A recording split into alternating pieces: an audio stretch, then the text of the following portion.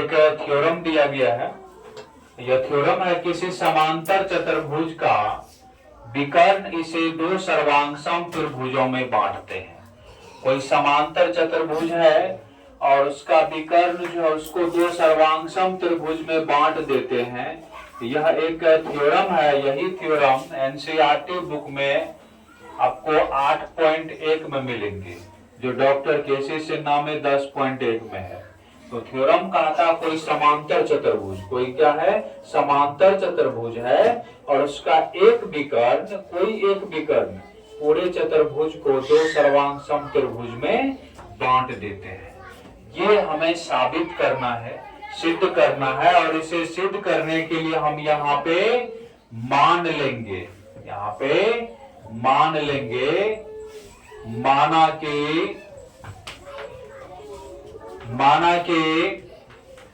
ए B C D एक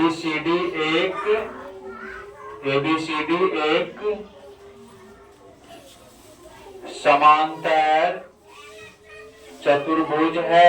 ABCD एक समांतर चतुर्भुज है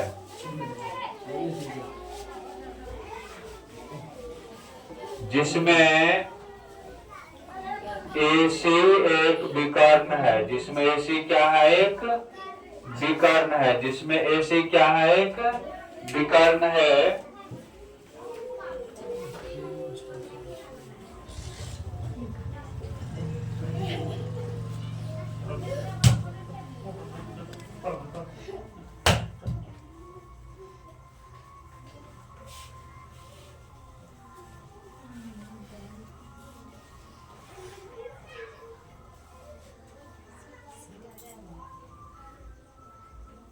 तो यहां से हम लोग मान लिए ABCD एक समांतर चतुर्भुज है और इसमें AC क्या है, विकर्ण है।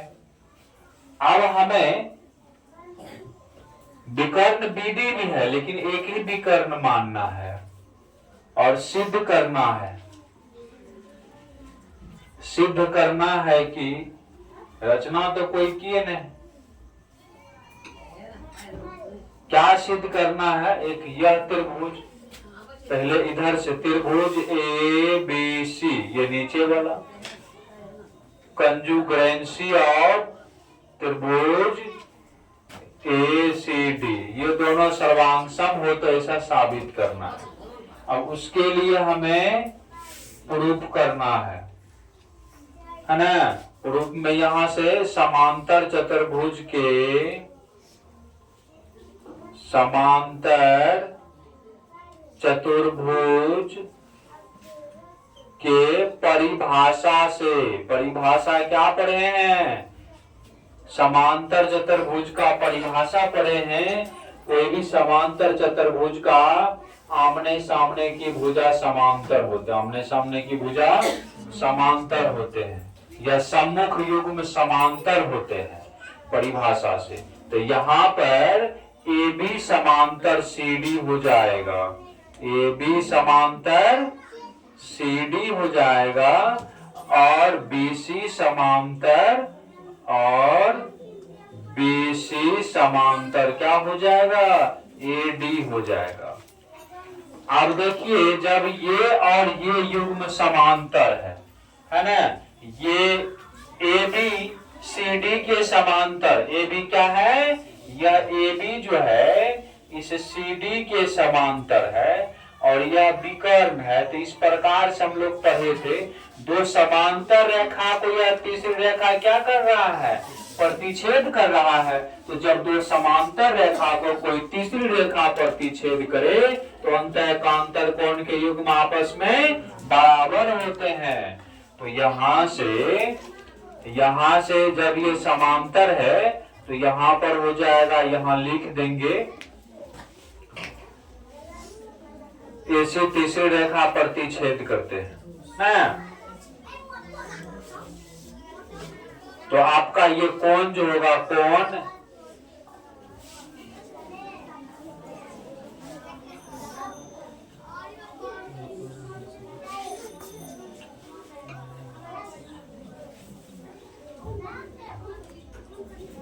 यहां से समांतर होते हैं ना, आप चलेंगे त्रिभुज, दो त्रिभुज है, त्रिभुज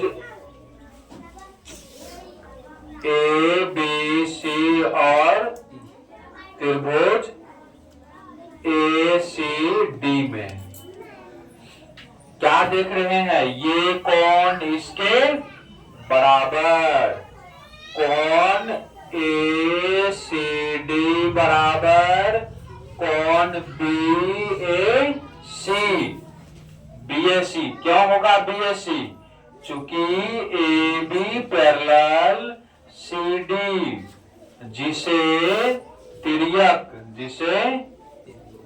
तिर्यक रेखा है ना एसी प्रतिच्छेद करते हैं, एसी क्या करते हैं, प्रतिच्छेद करते हैं।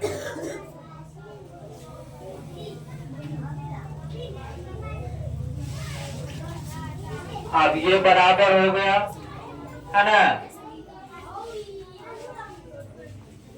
एक एक कोण बराबर हो गया इसमें। आप जब मानेंगे ये इसके समांतर है, ये भुजा बीसी जो है एडी के समांतर, तब भी यही रेखा देखिए, तब भी क्या होगा, ये रेखा दोनों में पड़ता है। जब दो समांतर रेखा को तीसरी रेखा प्रतिच्छेद करे तो अंतर कोण के युग में बराबर, ये भी बराबर और ये भी बराबर होगा यहां से। और इसमें देखिए एक चीज और है, यह एसी विकर्ण त्रिभुज के लिए भी उतना ही काम करता है और इसके लिए भी उतना ही काम करता है। तो यह हो जाएगा आपका उभयनिष्ठ, क्या हो जाएगा, उभयनिष्ठ हो जाएगा, है ना। और उसके बाद ये कौन कौन सी ए डी बराबर, है ना, सी ए डी बराबर क्या हो जाएगा, बी सी या ए सी बी हो जाएगा, इसका भी एंटीबायोटिक हो जाएगा, है ना, चूंकि B C parallel A D, जिसे ए सी प्रतिच्छेद करते हैं, ए सी प्रतिच्छेद करते, इस तरह से ये हो गया। अब कौन सा रूल का यहाँ पे पालन हो रहा है, कोण भुजा कोण भुजा कोण, यहां से उनके बाद हम लिख देते हैं, आपको यहां से लिखना है ना, यहां से लिखना है। आप यहां से देखिए, यह ए एस ए सर्वांग समता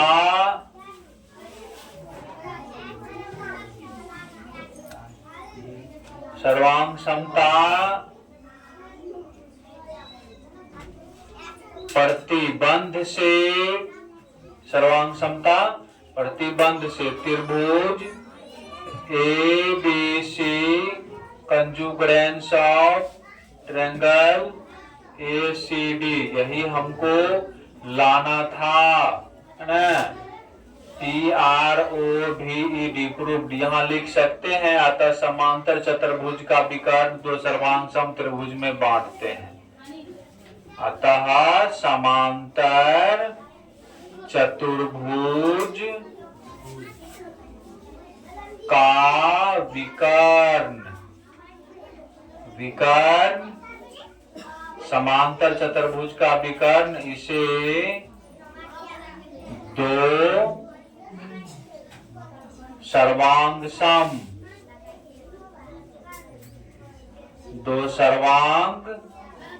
सम